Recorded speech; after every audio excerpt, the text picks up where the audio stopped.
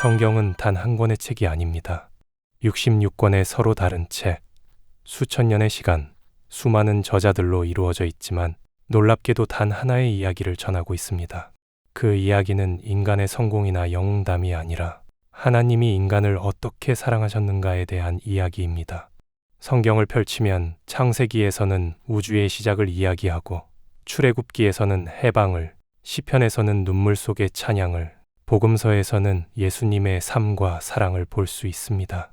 그러나 그 모든 장면을 꿰뚫는 한 가지 흐름이 있습니다.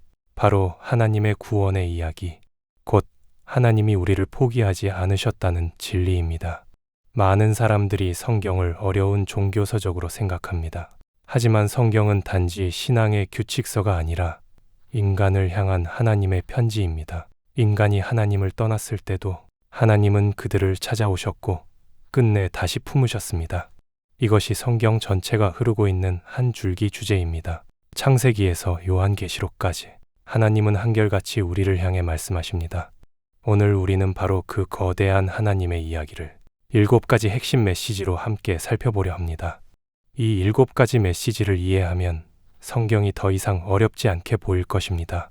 단편적인 사건이 아니라 하나의 완전한 이야기로 연결된 하나님의 구속사가 눈앞에 펼쳐질 것입니다. 이제 우리 인생의 근원이 어디서 시작되었는지, 그리고 하나님이 어떤 계획으로 세상을 이끌어 가시는지를 함께 따라가 보겠습니다. 그 길의 첫 장면은 바로 창조, 모든 이야기가 시작된 곳입니다. 첫 번째, 창조. 세상의 모든 역사는 하나님의 손에서 출발했습니다. 태초에 하나님이 천지를 창조하시니라. 이 한 구절로 성경은 시작됩니다. 인류의 모든 이야기, 역사의 모든 흐름은 바로 이 문장에서 출발합니다. 성경은 인간의 이야기가 아니라 하나님이 주도하시는 이야기라는 사실을 단 한 문장으로 선포합니다. 하나님은 아무것도 없는 혼돈 속에서 질서를 세우셨습니다. 빛과 어둠을 나누시고 물과 땅을 구분하시며 생명 있는 것들을 그 자리에 두셨습니다. 이 창조의 과정은 단순히 세상의 만들어짐을 설명하는 과학적 사건이 아니라 하나님의 성품이 드러나는 장면입니다. 혼돈을 질서로 바꾸시는 하나님, 공허한 곳에 생명을 불어넣으시는 하나님, 그리고 그 모든 것을 보시기에 심히 좋았다고 말씀하신 하나님. 하나님의 창조는 사랑의 행위였습니다. 필요해서 만든 것이 아니라 사랑하기 때문에 존재하게 하신 것입니다. 세상을 창조하신 이유는 우리를 위한 무대, 곧 하나님과 인간이 함께 거할 공간을 마련하시기 위함이었습니다. 이것이 바로 창조의 목적입니다.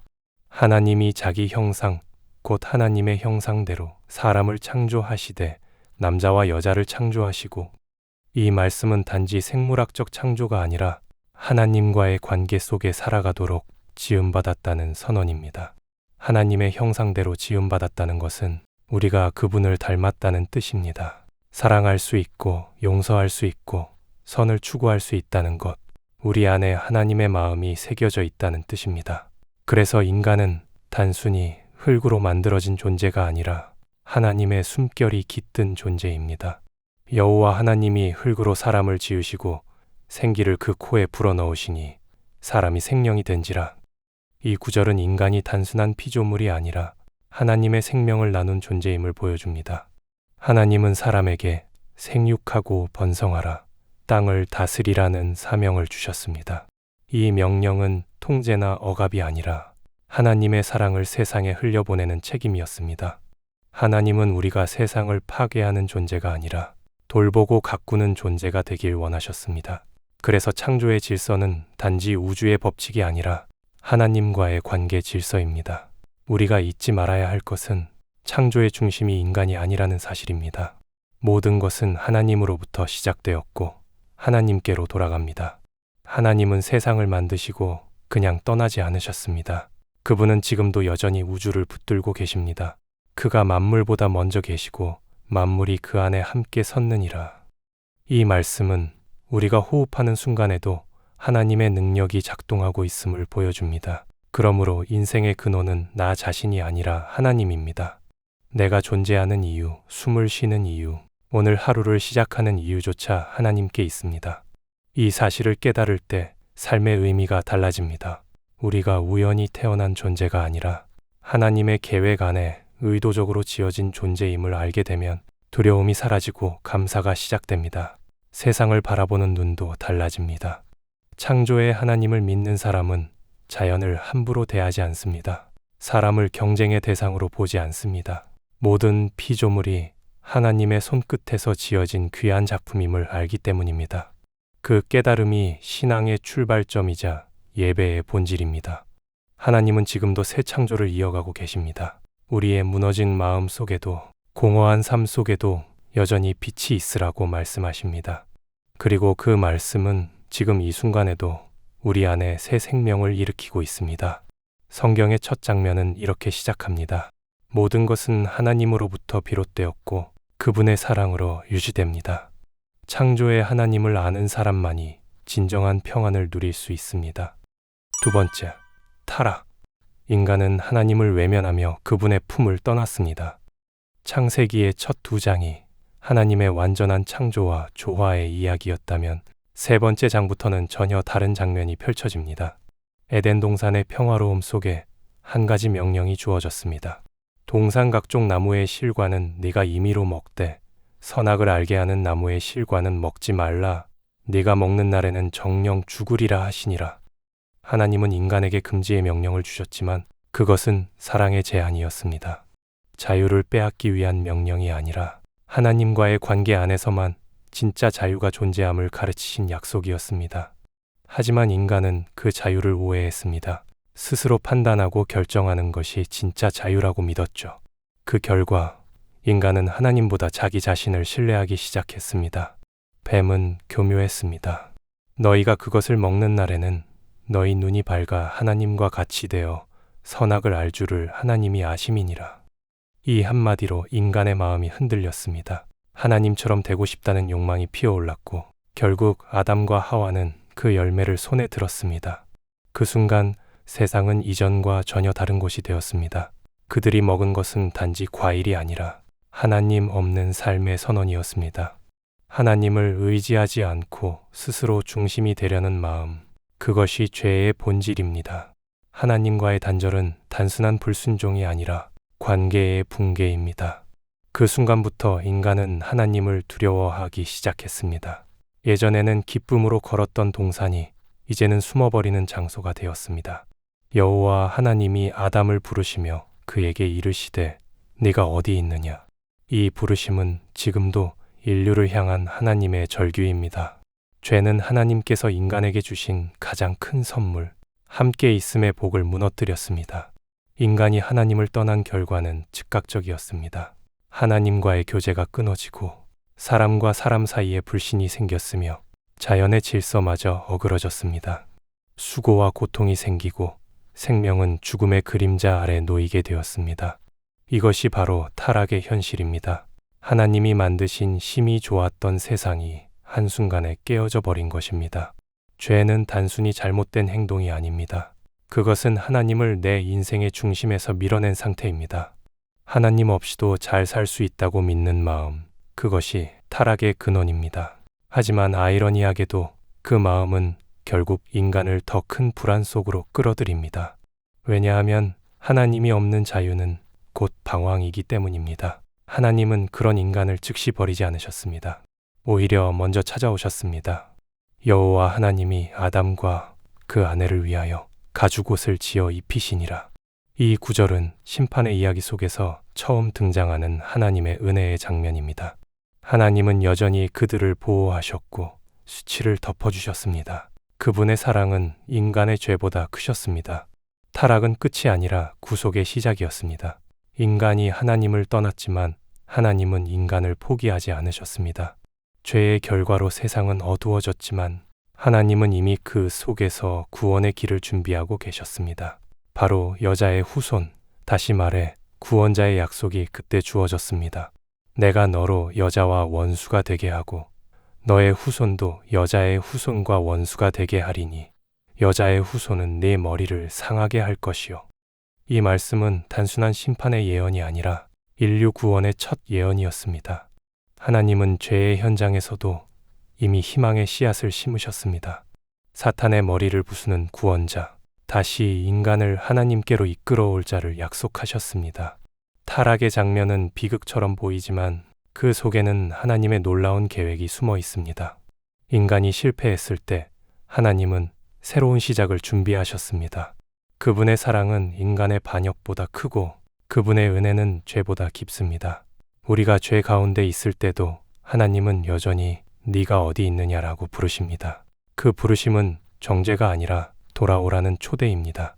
하나님은 인간의 손을 놓지 않으시고 다시 품에 안기기를 기다리십니다. 이처럼 인류의 역사는 하나님을 떠난 이야기로 끝나지 않았습니다. 그 순간부터 하나님은 구원의 약속을 세상 속에 심으셨습니다.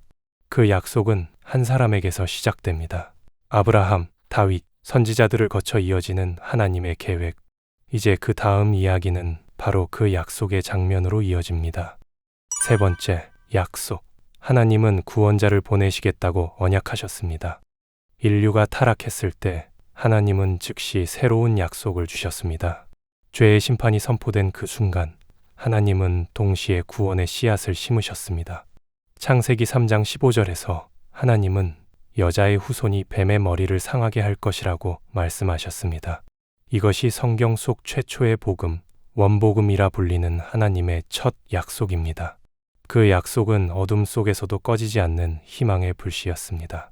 하나님은 이 약속을 구체적으로 세워가셨습니다. 먼저 아브라함에게 말씀하셨습니다. 내가 너로 큰 민족을 이루고 네게 복을 주어 네 이름을 창대케 하리니 너는 복의 근원이 될지라.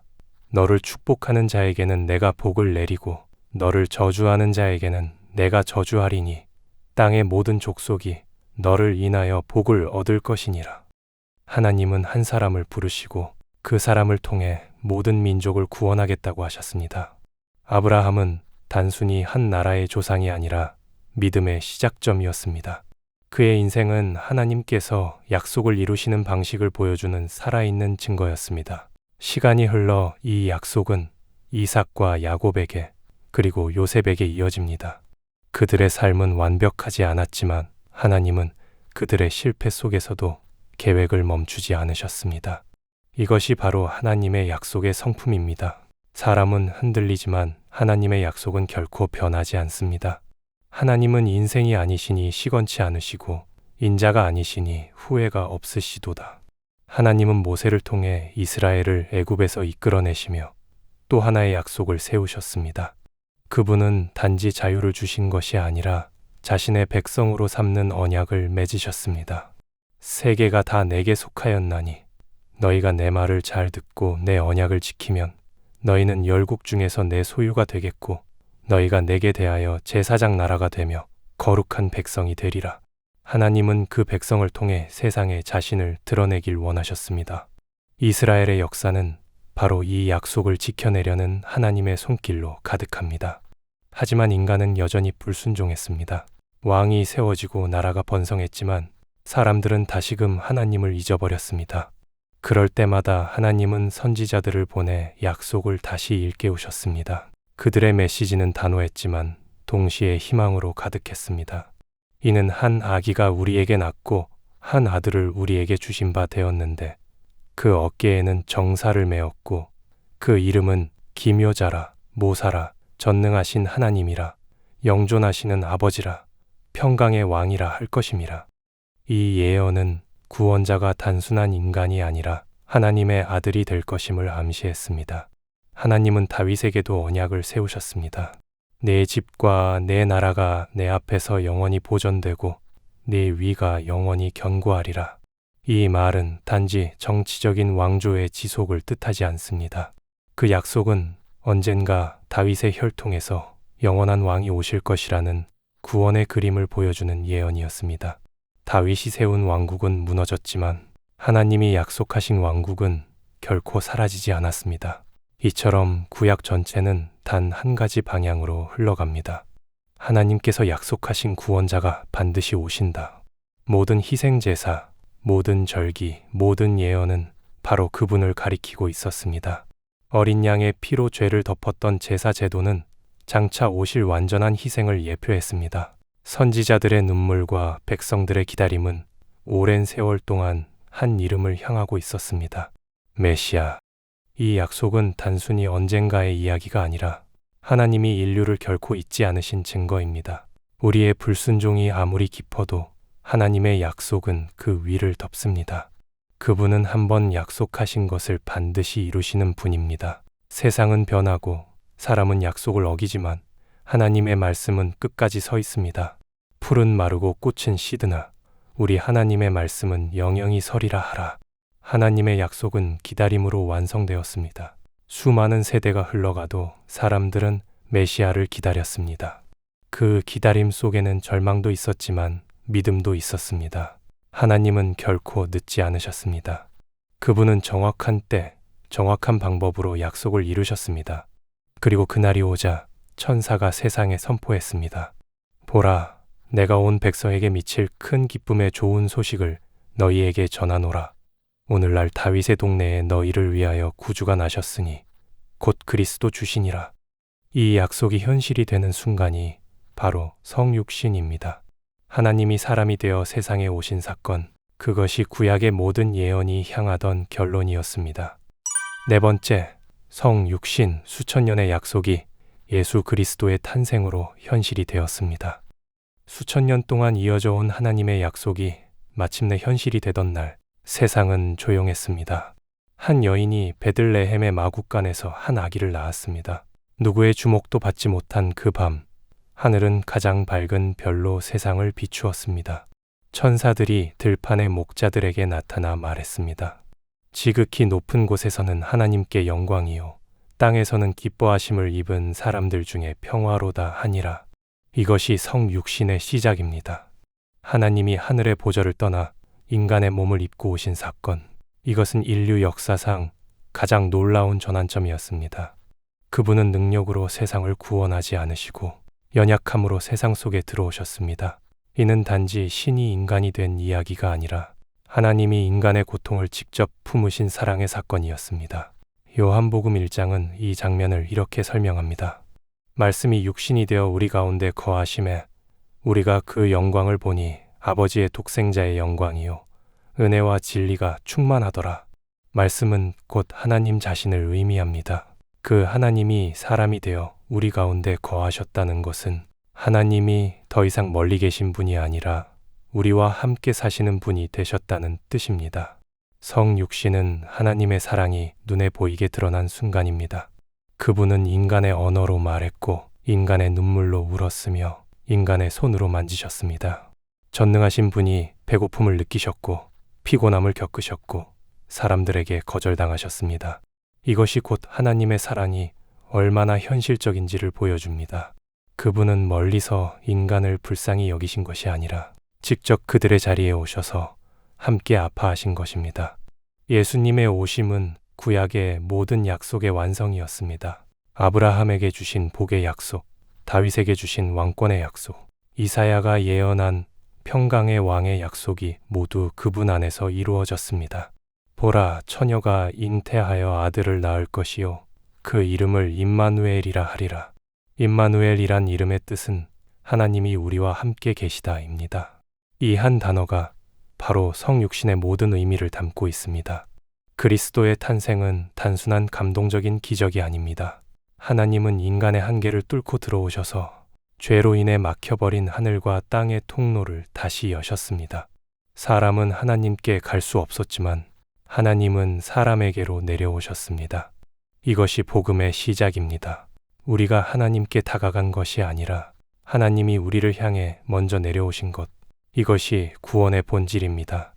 예수님은 부유한 왕궁이 아닌 가난한 마구간에서 태어나셨습니다.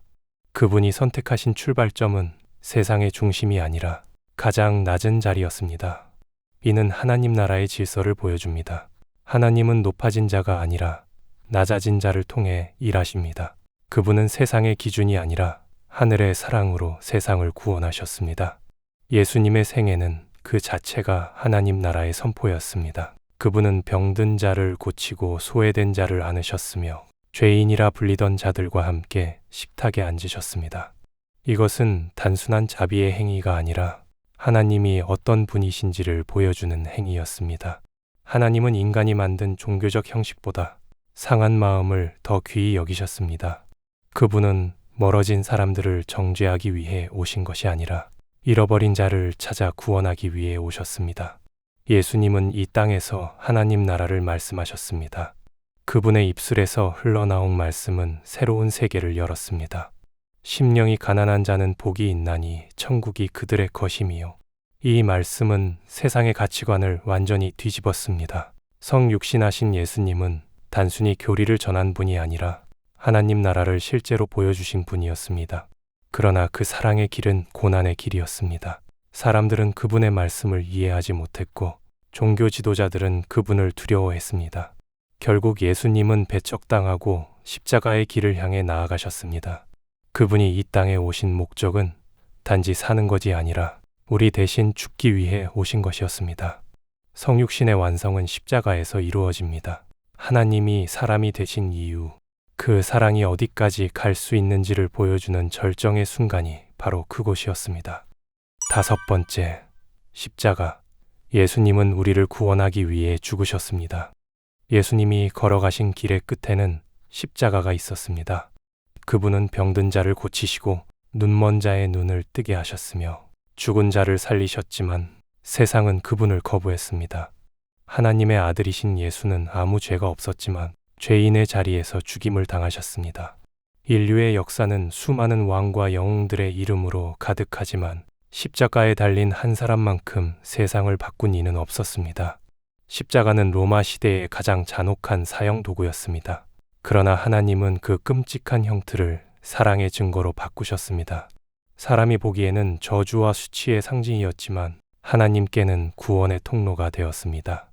그가 찔림은 우리의 허물을 인함이요 그가 상함은 우리의 죄악을 인함이라. 이 말씀은 예수님의 고난이 단순한 불행이 아니라 우리의 죄를 대신 짊어진 대속의 사건임을 보여줍니다. 예수님은 십자가 위에서 마지막까지 침묵하지 않으셨습니다. 그분은 이렇게 기도하셨습니다. 아버지여, 저희를 사하여 주옵소서. 자기의 하는 것을 알지 못함이니이다. 그분의 입술에서 나온 첫 마디는 용서였습니다. 그분은 자신을 못 박는 자들을 향해서조차 사랑을 멈추지 않으셨습니다. 이것이 하나님의 사랑의 깊이입니다. 조건 없는 사랑, 이유 없는 용서, 그것이 바로 십자가의 본질입니다. 예수님은 십자가 위에서 다 이루었다 라고 선언하셨습니다. 이 말은 단순히 한 생명의 마지막 외침이 아닙니다. 다 이루었다는 헬라어 테텔레스타이는 완전히 갚았다, 모든 것을 끝냈다는 뜻을 가집니다. 즉, 인류의 죄값이 완전히 치러졌다는 선언입니다. 우리가 하나님께 나아갈 수 없는 이유, 죄의 장벽이 완전히 무너진 순간이 바로 그때였습니다. 십자가는 인간의 절망과 하나님의 사랑이 만나는 지점입니다. 우리의 죄가 십자가에 못 박히고 하나님의 용서가 그 위에서 흘러내렸습니다. 피로 물든 나무 위에서 하나님은 세상을 다시 품으셨습니다. 하나님이 세상을 이처럼 사랑하사 독생자를 주셨으니 이는 저를 믿는 자마다 멸망치 않고 영생을 얻게 하려 하심이니라. 이 말씀은 복음의 핵심이자 십자가의 이유를 가장 명확히 보여주는 구절입니다. 십자가는 단순히 과거의 사건이 아닙니다. 그것은 지금도 살아있는 능력입니다. 예수님의 피는 2000년 전 한 언덕에서 흘렀지만 그 효력은 지금도 모든 세대 위에 흐르고 있습니다. 우리가 회개할 때마다 그 피가 우리를 덮고 우리가 무너질 때마다 그 사랑이 다시 세워줍니다. 십자가는 단 한 번의 희생으로 모든 세대를 구원하신 하나님의 완전한 계획이었습니다. 많은 이들이 십자가를 바라보며 묻습니다. 하나님이 정말 살아계시다면 왜 그 아들을 그렇게 죽게 하셨을까? 그러나 진정한 질문은 이것입니다. 하나님이 그렇게까지 사랑하실 이유가 있었을까? 그 이유는 단 하나입니다. 우리를 포기하지 않으셨기 때문입니다. 사랑은 계산하지 않습니다. 하나님은 우리를 구원하기 위해 가장 값비싼 대가를 치르셨습니다. 십자가는 하나님의 공의와 사랑이 동시에 완성된 자리입니다. 죄는 반드시 심판받아야 하지만 그 심판을 우리가 아닌 예수님이 대신 받으셨습니다. 하나님은 사랑으로 죄를 덮지 않으셨습니다. 공의를 지키시면서도 사랑으로 우리를 구원하셨습니다. 이 두 가지가 완벽하게 만난 곳이 바로 갈보리 언덕입니다. 예수님의 죽음은 끝이 아니었습니다. 그분은 무덤에 묻히셨지만 거기서 멈추지 않으셨습니다. 하나님의 사랑은 죽음보다 강했고 어둠은 그분의 빛을 이기지 못했습니다. 십자가는 실패의 상징이 아니라 승리의 문이었습니다. 그분의 희생이 바로 부활의 시작이었습니다. 여섯 번째, 부활. 예수님은 무덤의 돌문을 여시고 새 생명으로 다시 일어나셨습니다. 무덤은 언제나 끝을 의미했습니다. 모든 생명의 마지막, 인간이 거부할 수 없는 한계. 그러나 예수님의 무덤은 그 정의를 완전히 바꾸어 놓았습니다. 그분의 장례는 패배의 상징이 아니라 새로운 생명의 시작점이 되었습니다. 십자가에서 다 이루었다고 외치신 예수님은 무덤 속에 누워 계셨습니다. 세상은 침묵했고 제자들은 흩어졌습니다. 하나님의 아들이 죽었다는 사실은 그들에게 감당할 수 없는 충격이었습니다. 그러나 바로 그 어둠의 끝에서 역사의 가장 위대한 반전이 일어났습니다. 안식 후 첫날 새벽, 무덤을 찾은 여인들은 놀라운 소식을 들었습니다. 그가 여기 계시지 않고 그의 말씀하시던 대로 살아나셨느니라. 와서 그의 누우셨던 곳을 보라. 그들의 눈앞에 펼쳐진 것은 닫힌 돌문이 아니라 열린 생명의 문이었습니다. 부활은 단순한 기적이 아닙니다. 그것은 하나님의 약속이 실제로 성취된 사건입니다. 예수님은 단지 죽음에서 깨어난 것이 아니라 죽음을 완전히 정복하셨습니다. 죽음은 인간이 가장 두려워하는 마지막 권세입니다. 아무리 강한 자라도 그 문 앞에서는 무력해집니다. 그러나 예수님의 부활은 그 벽을 무너뜨렸습니다. 사망아, 너의 이기는 것이 어디 있느냐? 사망아, 너의 쏘는 것이 어디 있느냐? 이 선언은 단지 위로의 말이 아니라 새로운 존재의 선언이었습니다. 예수님은 부활하심으로 죽음의 열쇠를 빼앗으셨고 그분을 믿는 모든 자에게 영원한 생명을 약속하셨습니다. 부활은 역사적 사실입니다. 로마의 경비병이 지키던 무덤이 비어 있었고 수많은 증인이 부활하신 주님을 직접 보았습니다. 도마는 그분의 손과 옆구리에 난 못자국을 만졌고 500명이 넘는 사람들이 한꺼번에 부활하신 예수님을 보았습니다. 이것은 단지 신화나 상징이 아니라 실제의 사건이었습니다. 부활은 기독교 신앙의 중심이며 그 사실 위에 우리의 믿음이 세워져 있습니다. 예수님의 부활은 단순히 한 사람의 생명이 다시 살아난 일이 아닙니다.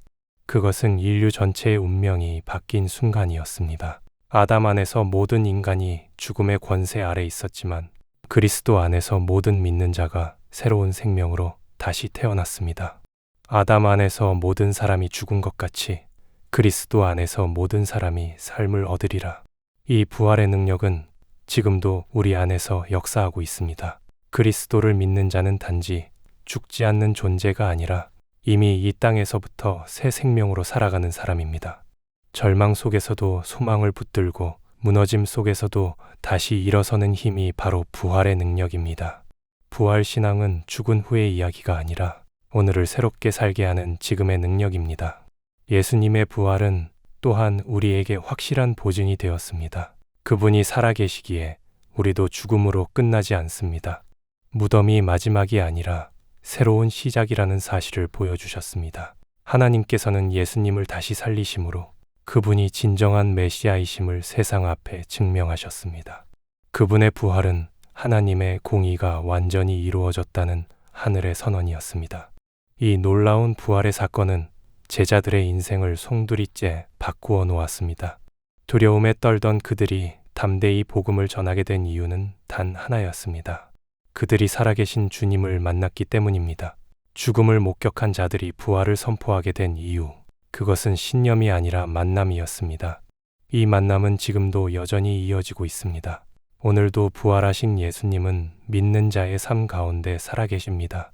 상처로 눌린 마음에 새 생명을 불어넣으시고 죽은 듯한 관계의 사랑을 회복시키시며 절망의 자리에 희망을 심으십니다. 그분이 살아계시기에 우리 또한 다시 시작할 수 있습니다. 부활은 믿는 자에게 단 하나의 진리를 알려줍니다. 죽음보다 강한 사랑이 우리 안에 있다. 그 사랑은 세상이 끊을 수 없고 어떤 어둠도 이길 수 없습니다. 예수님의 빈 무덤은 바로 그 증거입니다.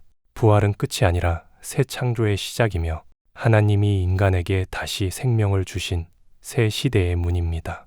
그러나 이 부활의 이야기는 아직 완전히 끝나지 않았습니다. 예수님은 다시 오신다고 약속하셨습니다. 그분이 재림하실 때 모든 눈물이 닦이고 죽음조차 더 이상 존재하지 않을 것입니다. 7번째, 재림. 예수님은 약속하신 대로 다시 오셔서 모든 것을 새롭게 하실 것입니다. 예수님의 부활로 죽음이 패배했지만 하나님의 이야기는 거기서 끝나지 않았습니다. 그분은 다시 오신다고 약속하셨습니다. 너희 가운데서 하늘로 올리우신 이 예수는 하늘로 가심을 본 그대로 오시리라. 이 말씀은 단순한 미래의 예언이 아니라 하나님의 약속의 마지막 장입니다. 창조로 시작된 이야기가 재림으로 완성되는 것입니다. 재림은 어떤 사람들에게는 두려움의 단어로 들릴 수 있습니다. 세상의 종말, 심판, 불확실함 때문입니다. 하지만 성경이 말하는 재림은 공포의 날이 아니라 소망의 회복의 날입니다. 하나님께서 처음 세우신 질서를 완전히 회복하시고 죄와 눈물, 고통이 더 이상 존재하지 않는 새로운 세상을 여시는 순간이기 때문입니다. 요한계시록은 그날의 장면을 이렇게 묘사합니다. 하나님의 장막이 사람들과 함께 있음에 하나님이 저희와 함께 거하시리니 저희는 하나님의 백성이 되고 하나님은 친히 저희와 함께 계셔서 모든 눈물을 그 눈에서 씻기심에. 이 구절은 재림의 본질을 보여줍니다. 하나님이 다시 우리와 함께 거하신다. 처음 창세기의 에덴 동산에서 끊어진 그 관계가 완전하게 회복되는 순간이 바로 재림입니다. 예수님의 재림은 단지 그분이 돌아오신다는 사건이 아닙니다. 그것은 하나님의 나라가 완전하게 임하는 순간입니다. 죄로 인해 깨어진 세상의 정의가 회복되고 억울함과 부당함이 끝나며 모든 것이 하나님의 완전한 기준 안에서 새롭게 됩니다. 그날은 상처 입은 이들이 위로받는 날이자 믿음을 지킨 자들이 영광을 받는 날입니다. 재림은 또한 모든 기다림의 종착점입니다. 수많은 세대가 예수님의 오심을 기다렸듯이 지금 우리는 다시 오실 그분을 기다리고 있습니다. 기독교 신앙은 단지 과거의 사건을 믿는 것이 아니라 미래의 약속을 믿는 믿음입니다. 하나님은 약속하신 것을 잊지 않으십니다. 그분이 한번 말씀하신 일은 반드시 이루십니다. 예수님은 제자들에게 깨어 있으라고 하셨습니다. 그 말은 불안하게 살아가라는 뜻이 아닙니다. 하루하루를 영원에 대한 믿음으로 살라는 초대입니다. 우리가 언제 그날을 맞이하든 믿음과 사랑 안에 머물러 있다면 우리는 이미 그분의 나라 안에 서 있는 것입니다. 재림의 날은 세상의 가치가 뒤집히는 날이 될 것입니다. 힘과 권력으로 높아졌던 자들이 무너지고 겸손과 순종으로 하나님을 사랑한 이들이 높임을 받을 것입니다. 그날은 하나님께서 모든 불의의 장부를 닫고 영원한 의의 장부를 여시는 날입니다. 인류의 모든 역사는 그날을 향해 흘러가고 있습니다. 요한계시록의 마지막 장면에서 사도 요한은 이렇게 기록했습니다. 보라, 내가 속히 오리니 내가 줄 상이 내게 있어 각 사람에게 그의 일한 대로 갚아주리라. 하나님의 상은 세상에서의 성공이 아니라 끝까지 믿음을 지킨 자에게 주어지는 영원한 생명입니다. 그날 그분 앞에서 우리는 더 이상 눈물 짓지 않을 것입니다. 모든 고통이 끝나고 모든 한숨이 멈추며 하나님과의 완전한 교제가 회복됩니다. 재림은 단순히 그날을 기다리는 신앙이 아니라 오늘을 다르게 살아가게 하는 신앙입니다. 언젠가 주님 앞에 설 것을 아는 사람은 인생을 헛되이 살지 않습니다. 사랑을 미루지 않고 용서를 포기하지 않으며 하나님의 뜻을 따라 지금 이 순간을 충실히 살아갑니다. 이것이 재림을 기다리는 성도의 삶입니다. 예수님은 분명히 말씀하셨습니다. 내가 곧 오리라. 그리고 요한은 이렇게 응답했습니다. 아멘, 주 예수여 오시옵소서. 이 고백은 단순한 소원이 아니라 믿음의 확신입니다. 세상이 흔들려도 역사가 요동쳐도 하나님이 약속하신 마지막 날은 반드시 옵니다. 그날 하나님은 새로운 하늘과 새로운 땅을 여실 것입니다. 우리가 눈으로 보던 세상이 끝나는 것이 아니라 죄 없는 완전한 세계가 시작되는 것입니다. 이것이 성경 66권이 전하는 마지막 메시지입니다. 모든 이야기는 하나님으로부터 시작되었고 모든 이야기는 다시 하나님께로 돌아갑니다. 재림은 결말이 아니라 영원한 시작입니다. 그날이 올 때까지 우리는 믿음으로 기다립니다. 소망을 잃지 않고 사랑을 포기하지 않으며 하나님의 약속을 바라보며 하루하루를 살아갑니다. 그리고 마침내 그분의 음성을 듣게 될 것입니다. 잘하였도다 착하고 충성된 종아, 네가 작은 일에 충성하였으니 이제 내 기쁨에 참여하라. 지금까지 우리는 성경 66권이 전하는 하나님의 위대한 이야기를 살펴보았습니다. 성경은 단순한 종교 문서가 아닙니다. 그것은 하나님이 인류에게 보내신 사랑의 기록입니다. 창세기의 첫 장면에서 하나님이 세상을 보시기에 좋았다고 말씀하신 순간부터 요한계시록의 마지막 장면에서 내가 곧 오리라 하신 약속까지 그 안에는 한결같은 하나님의 마음이 흐르고 있습니다. 그 마음은 처음부터 끝까지 우리를 사랑하신 하나님입니다. 성경을 66권의 책으로 나누어 볼 수도 있지만 사실 그것은 한 권의 이야기입니다. 처음에는 창조로 시작했습니다. 완전한 세상, 하나님과 인간이 함께하던 시간. 그러나 인간은 그 완전함을 지키지 못하고 하나님을 떠났습니다. 타락의 순간 하나님과의 거리가 생겼고 세상은 어두워졌습니다. 그러나 바로 그때 하나님은 구원의 약속을 주셨습니다. 그 약속은 수많은 세대를 지나 마침내 예수 그리스도의 오심으로 이루어졌습니다. 예수님은 우리 대신 십자가에서 죽으셨고 죽음을 이기시고 부활하셨습니다. 그분의 부활은 단지 생명의 회복이 아니라 하나님과 인간의 관계가 다시 열렸다는 선언이었습니다. 그리고 그분은 다시 오신다고 약속하셨습니다. 재림의 날 하나님은 모든 것을 새롭게 하실 것입니다. 이것이 성경이 전하고자 하는 이야기의 완성입니다. 성경을 읽다 보면 인간의 실패가 끊임없이 등장합니다. 하지만 더 놀라운 것은 하나님의 인내가 결코 멈추지 않는다는 것입니다. 인간은 수없이 넘어지고 약속을 잊어버리지만 하나님은 한 번도 포기하지 않으십니다. 그분은 인간의 불순종 위에서도 새 길을 내시고 죄의 무게 속에서도 사랑의 문을 여십니다. 그분의 계획은 언제나 회복으로 향해 있습니다. 성경의 중심은 결국 관계입니다. 하나님과 인간 사이의 관계, 그 관계가 깨어지고 다시 회복되는 이야기. 우리가 읽는 모든 사건과 인물, 그 안에는 하나님이 사람을 찾으시는 발자국이 있습니다. 아담아, 네가 어디 있느냐? 이 하나님의 부르심은 지금도 이어지고 있습니다. 그분은 여전히 우리에게 말씀하십니다. 돌아오라, 나는 너를 기다리고 있다. 성경의 메시지는 복잡하지 않습니다. 그 핵심은 단순하지만 그 단순함이 우리의 영혼을 뒤흔듭니다. 하나님은 사랑이시다. 그리고 그 사랑은 절대 변하지 않는다. 그분의 사랑은 창조로 시작되어 십자가에서 완성되고 재림으로 완전해질 것입니다. 이 흐름 속에서 우리의 인생도 그분의 계획 안에 있습니다. 우리의 실패조차 하나님은 구속의 이야기로 엮으십니다. 그러므로 성경은 과거의 기록이 아니라 오늘 우리를 위한 살아있는 말씀입니다. 창조의 하나님은 여전히 우리를 새롭게 빚으시고 십자가의 주님은 지금도 우리의 죄를 덮으시며 부활하신 예수님은 절망 속에서 다시 일어나게 하십니다. 그리고 언젠가 재림하실 그분은 모든 눈물을 닦으시고 영원한 평화를 주실 것입니다. 이 진리를 깨닫는 순간 성경은 더 이상 어려운 책이 아닙니다. 그것은 나의 이야기, 우리의 이야기, 그리고 하나님이 써내려가신 사랑의 역사입니다. 성경을 통해 우리는 단지 하나님의 말씀을 듣는 것을 넘어 그분의 마음을 느끼게 됩니다. 이제 우리는 그 이야기의 한가운데에 서 있습니다. 창조의 손길 아래 만들어지고 십자가의 피로 구속받았으며 부활의 능력으로 살아가고 재림의 소망을 바라보며 믿음의 길을 걷고 있습니다. 그것이 바로 성경이 전하는 인생의 방향입니다. 과거는 용서로, 현재는 은혜로, 미래는 소망으로 이어지는 삶. 이 모든 것을 가능하게 하신 분이 바로 예수 그리스도이십니다. 성경의 마지막 말씀은 이렇게 끝이 납니다. 주 예수여 오시옵소서. 이 짧은 구절 속에 성경 전체의 요약이 담겨 있습니다. 우리가 기다리는 분, 우리가 사랑하는 분, 그리고 결국 우리가 다시 만날 분, 그분이 바로 하나님이십니다. 이제 성경을 펼칠 때마다 기억하세요. 그 말씀의 시작도 과정도 끝도 모두 하나님이십니다.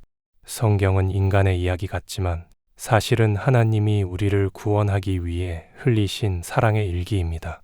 그리고 그 이야기는 지금도 계속되고 있습니다. 왜냐하면 하나님은 여전히 우리 안에서 일하고 계시기 때문입니다.